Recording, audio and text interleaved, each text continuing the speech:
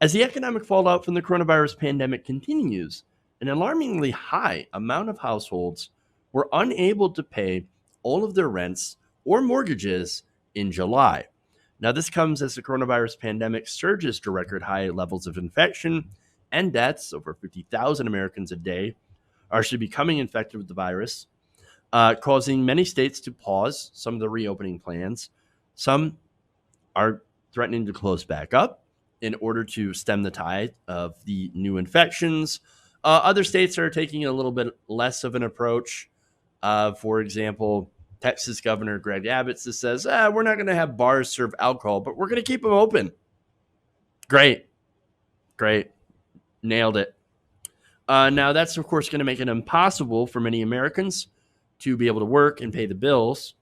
The additional $600 in federal unemployment benefits are still not being given to people who are eligible, who have filed, but have not received their money.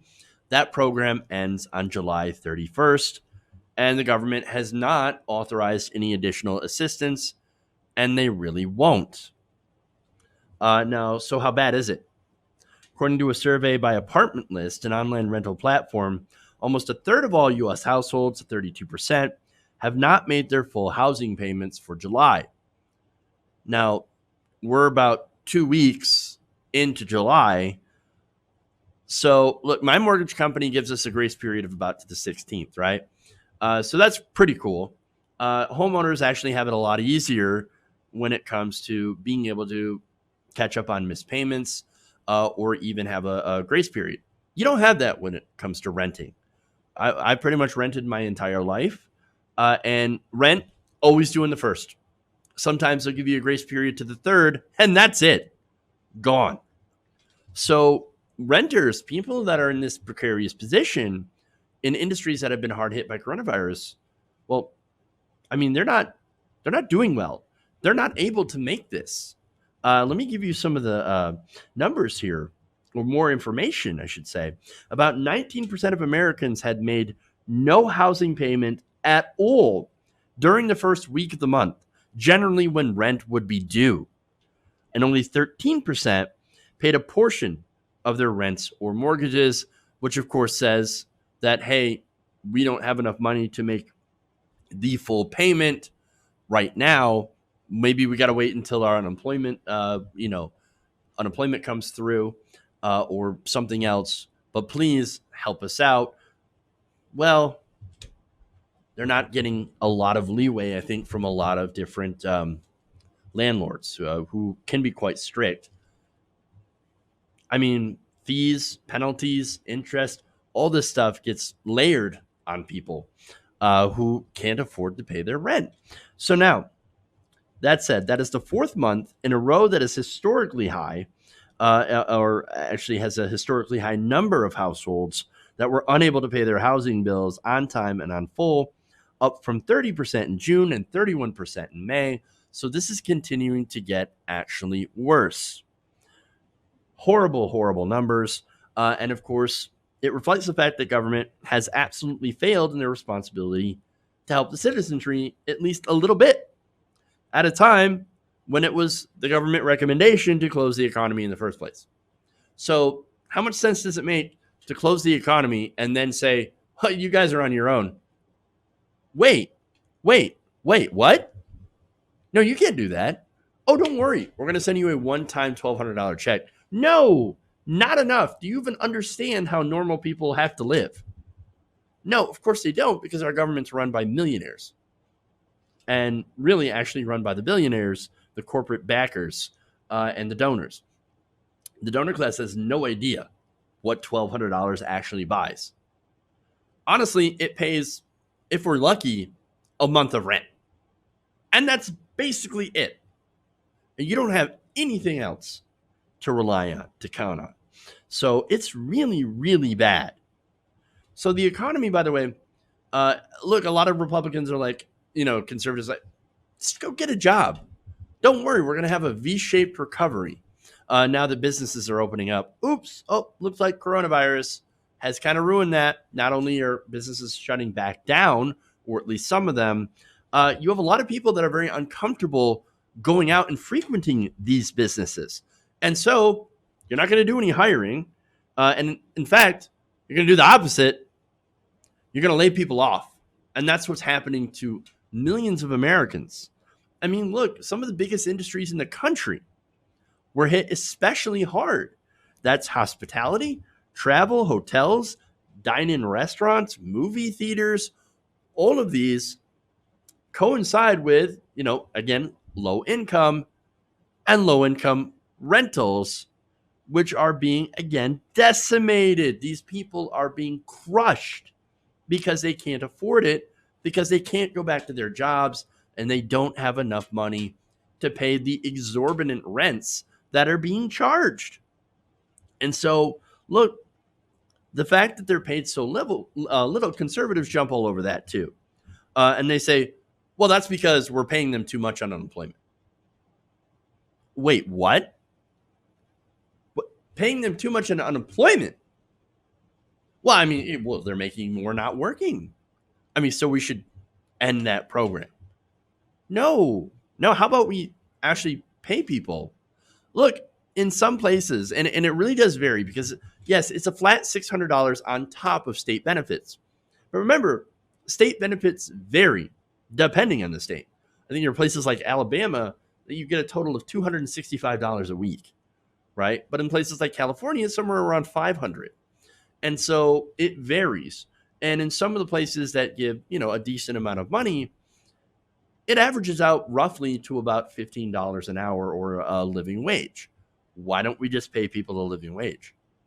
I mean, obviously, when they get back to work, right? When they're able to get back to work, that would kind of solve the problem of people making more money off the unemployment benefits than their actual job.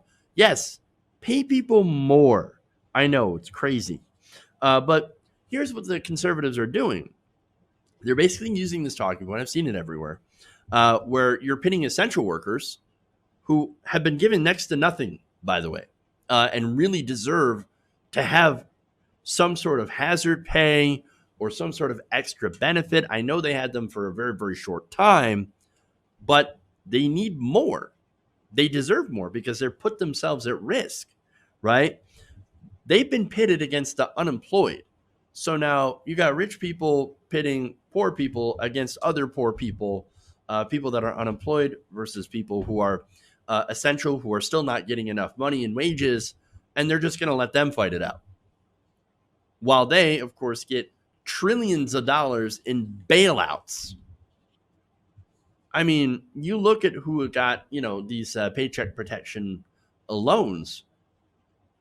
Companies that have no business getting these loans, personal friends of Donald Trump. These companies who, when they're caught, they're like, oh, no, we'll give it back. We'll give it back. Sorry. And that's the dirty trick, right? Look, everybody deserves a living wage. If you're essential, you should totally get something more. I'm also in favor of a UBI. We need $2,000 a month, UBI along with a rent freeze and a mortgage freeze. Basically, if we're going to ask people to stay home, stay inside, and not work, which is what you would want to do during a pandemic in order to contain the pandemic, okay, then you need to start paying people to do that. Because understandably, there are people that are like, I can't stay in. I want to stay in, but I can't because I can't pay my bills. I can't afford to. And also, if you can't afford to pay your rent or your house payment, well, then pretty soon you won't have any place to shelter, to protect yourself and your family from getting coronavirus. You can't do that if you're in the street. And so that's what brings me, of course, to the upcoming disaster. You have renters, low income and younger households, as I mentioned, that are the most likely to miss rent payments, according to Apartment List. In April, May, and June, the majority of missed housing payments were made by the end of the month.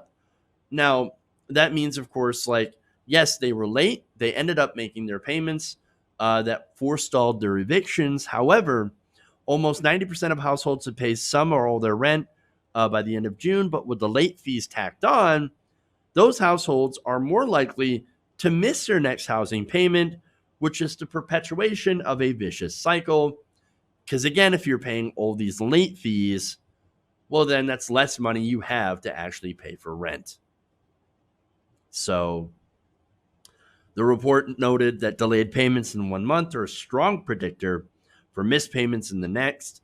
83% of households who pay their May housing in full and on time also did so in June. Only 30% of their households who were late in May did so in June. That's bad news. All of this is bad news. I mean, you've got rental protections that are also running out all over the country. And in some places they already have, which you've seen a gigantic spike in evictions going back to, for example, the story that we did on Milwaukee, right? So Milwaukee, they saw a 42% increase in eviction in places filing to get people evicted in court, right? Like a couple of weeks after their moratorium on eviction ended, up 42%. That's a disaster. And the renters who are especially vulnerable are the ones, again, in those low wage, low income industries. About 36% of renters who worked in those industries devastated by coronavirus missed their July housing bill, compared to about 30% of homeowners. If Congress doesn't do something and do something fast, it's going to be a disaster. Why? Because this is like the 2008 housing crisis, met the 1921 economic crash, met the 1920 influenza pandemic. All of those things are crashing together, all with an orange man in power twist. And the worst part is we know how to handle this. We know how to take care of this. And it's not like we don't have the resources to do so. The only problem is the government doesn't want to do what's necessary. Politicians on both sides refuse to enact a uniform nationwide eviction moratorium that covers all renters. They refuse to freeze mortgages.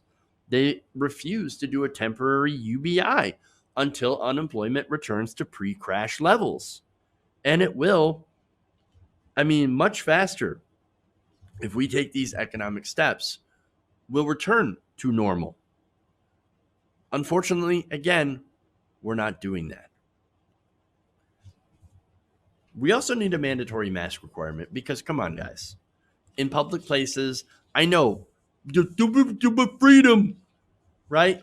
Why we got to make it mandatory? Because you know what? Some people in this country do not have the personal responsibility to do their part in protecting themselves and others. And they're selfishly putting the country at risk. And guess what? They're hurting the economy. Not wearing masks costs the country $1 trillion. That's what it's going to cost. They're making poor choices. They're making poor choices. And I know, and I see these ridiculous arguments everywhere, right? Jesus. There are people that are like saying that, oh no, this is masks are just a form of control. Like, I don't care about your life, Karen. Do I really want to control your fucking life? I don't give a damn. No, the only thing that I want is to not have your dumbass infect me at the grocery store when I'm out there shopping for toothpaste. Wear a damn mask. Jesus Christ. Look, we got to figure out what's going on, right? In regards to the coronavirus strategy, we got to do it. We don't have a choice. We don't have a choice, folks. We can't keep being the stupid country. In seriousness, though, we have to do something. We have to aid the renters. We have to aid the homeowners, and we have to aid the economy, or else things are going to get even worse, and we're going to have needless, untold suffering. And unfortunately, I think untold, needless suffering is exactly what we're going to get. Hey guys, hopefully you enjoyed that free video. Now I'm going to have to ask you a favor. Between the demonetization and the YouTube algorithm messing around with view counts, etc., we're having a hard time adjusting to the new YouTube reality, which is where you guys come in. See, we have a Patreon, patreon.com/TYTNation, set up to help us rely on you guys, the viewers, instead of big corporate ads. Look, you know the show. You know I'm not in favor of big corporations anyway. So help us transition away from relying on the ad model to pay the bills and sign up to be a patron, patreon.com/TYTNation. That goes a long way to help us keep the lights on. And you guys will know that you're supporting independent progressive media.